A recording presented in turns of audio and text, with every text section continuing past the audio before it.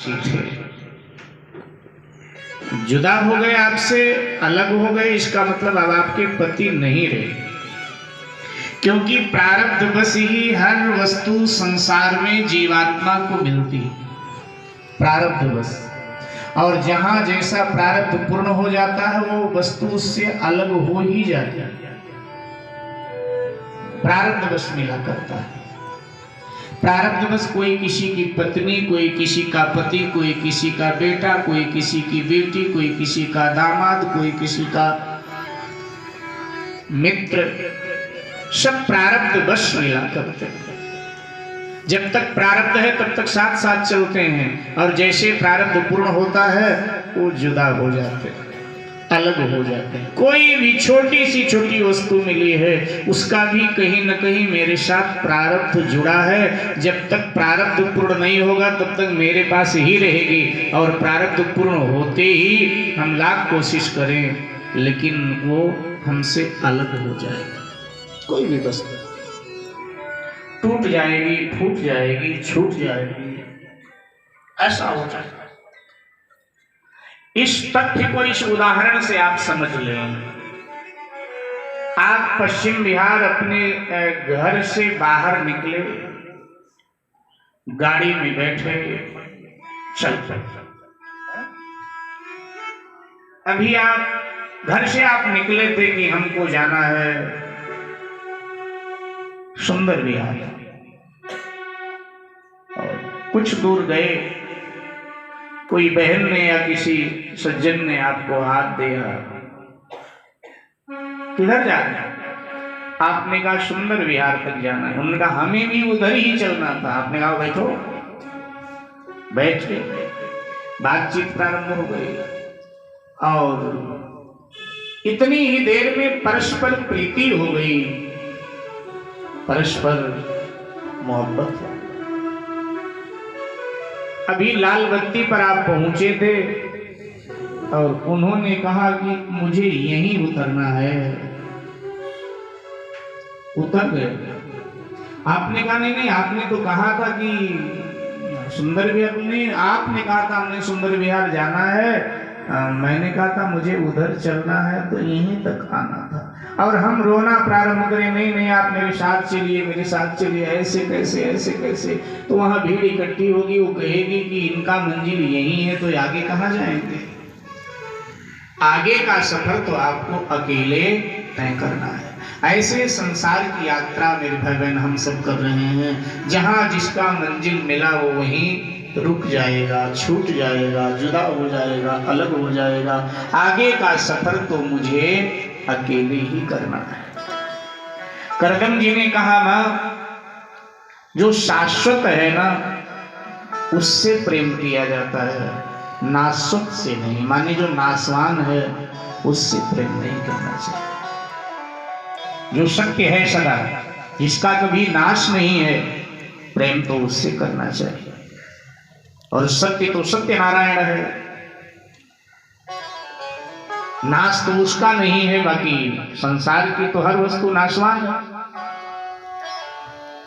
कपिल जी महाराज कहते हैं कि जीवात्मा के सबसे नजदीक अगर कोई है तो परमात्मा है, सबसे नजदीक। जो सबसे नजदीक होता है वो दिखाई नहीं देता। जो सबसे नजदीक होता है वो दिखाई नहीं देता।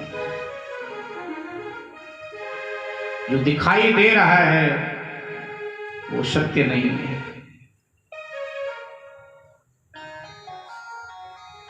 अच्छा एक बात बताऊं,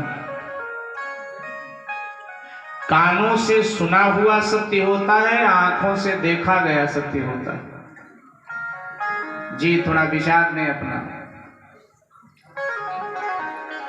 जो आंखों से देखा जा रहा है वो सत्य है, या जो कानों से सुना जा रहा है वो सत्य है?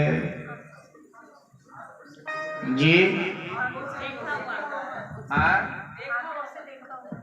आंखों से देखा हुआ सत्य होता, ठीक। व्यवहार जगत का यही सत्य है। ठीक कह रहे हैं। आंखों से जो देखा जा रहा है व्यवहार जगत कहता है कि ये सत्य है, लेकिन अध्यात्म जगत ठीक इसका उल्टा कहता है। अध्यात्म जगत कहता है जो देखा जा रहा है वो सत्य नहीं है, तो जो सुना जा रहा है वो सत्य नहीं। संसार देखा जा रहा है, संसार देखा जा रहा है और ईश्वर सुना जा रहा है। आदि जगद्गुरु भगवान शंकराचार्य कहते हैं ईश्वर सत्यम जगत मिथ्या। ईश्वर सत्य है और जगत मिथ्या है। और जिनके अवतार हैं आदि जगद्गुरु भगवान शंकराचार्य, वो भगवान शिव भी तो यही बोलते हैं, कहाँ हूँ उमा में अनुभव,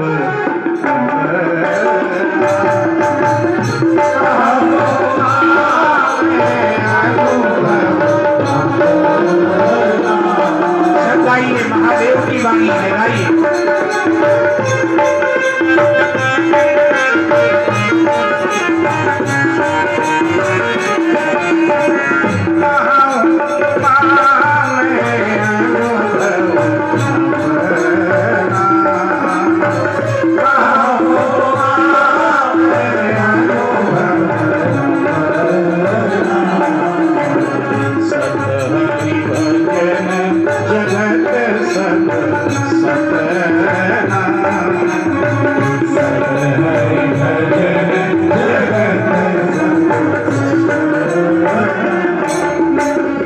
शिव जी ने और स्पष्ट किया, शिव जी ने इस बात को और स्पष्ट कर दिया। अच्छा भोले बाबा जब बोल दें तो गुंजाइश रह गई कुछ क्या? जब भोले बाबा ने बोल दिया फिर तो कोई गुंजाइश नहीं। शिव जी कहते हैं कि सत्य हरि भजन, हरि और हरि का भजन सत्य है। बोले जगत, बोले सपना। सपना जब हम देखते हैं तब सत्य लगता है और जब जागते हैं तब झूठा लगता है। जब तक देखते हैं सपना तब तक तो लगता है सत्य, लेकिन जैसे आप जागते हैं फिर क्या लगता है? असत्य है।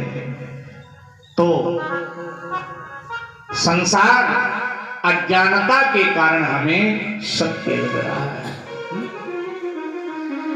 तो जो सुना जा रहा है वो व्यवहार जगत का सत्य हो सकता, जो देखा जा रहा है वो व्यवहार जगत का सत्य हो सकता है, लेकिन अध्यात्म जगत का जो सत्य है वो यही है कि जो सुना जा रहा है वो सत्य है।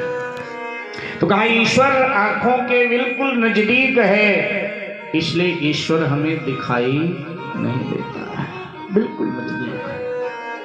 कभी कहता है जिंदगी का मेला सचमुच अजीब है, लगता वही है दूर जो सबसे करीब है। सबसे करीब तो श्री कृष्ण हैं हमारे, लेकिन वो दूर लग रहे हैं और जो दूर वाले हैं ना वो करीब लग रहे हैं। भाई जिस घर परिवार में हम जी रहे हैं, हमारे जन्म से पहले क्या वो लोग हमको जानते थे? और हमारी मृत्यु के बाद क्या वो लोग जानेंगे, हमारा हाल पता लेंगे? उनको मालूम होगा हम कहाँ हैं? नहीं। झमेला बीच का है, रिश्ता बीच का है। जन्म से पहले उन्हें ना हम जानते थे ना वो हमें जानते थे, और मृत्यु के बाद में भी ना उनको हम जानेंगे ना वो हमको जानेंगे। लेकिन ईश्वर जन्म से पहले हमें जानता था, हमारा ख्याल रखता था। जन्म के बाद में भी अब भी हमें जान रहा है, हमारा ख्याल रख रहा है, और मृत्यु के बाद में भी मुझे जानेगा मैं कहाँ हूँ, ख्याल वही रखेगा। तो इस जिंदगी का मेला सचमुच अजीब है, लगता वही है दूर जो सबसे करीब है। सबसे करीब तो परमात्मा।